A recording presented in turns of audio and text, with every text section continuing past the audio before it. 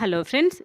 మా అక్క బతుకమ్మ పేరడం స్టార్ట్ చేసిందనమాట. ఫస్ట్ ప్లేట్‌లో పసుపు, కుంకుమ వేసి, గుమ్మడి ఆకులు వేసి, యెల్లో కలర్ ఫ్లవర్స్ పేరుస్తుందనమాట. ఇవి మొత్తం కిందికెళ్ళిపోతాయి గదా! సో, అందుకే ఫస్ట్ ఇవి పెడుతుంది. ఇది మా ఇంటి ముందు చెట్టు ఉంటది. సో, ఆ చెట్టు ఫ్లవర్సే అనమాట.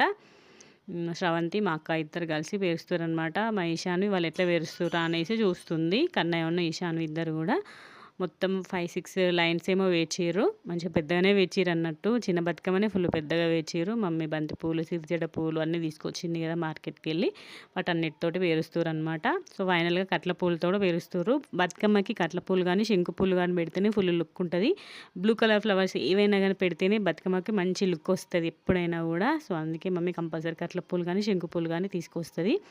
చూడండి ఫైనల్‌గా ఇంత పెద్దగా వేచిర్రనమాట బతుకమ్మని. ఇంగ గౌరమ్మ గూడా పెట్టేసి చుట్టూ ఫ్లవర్స్ పెడుతున్నారు.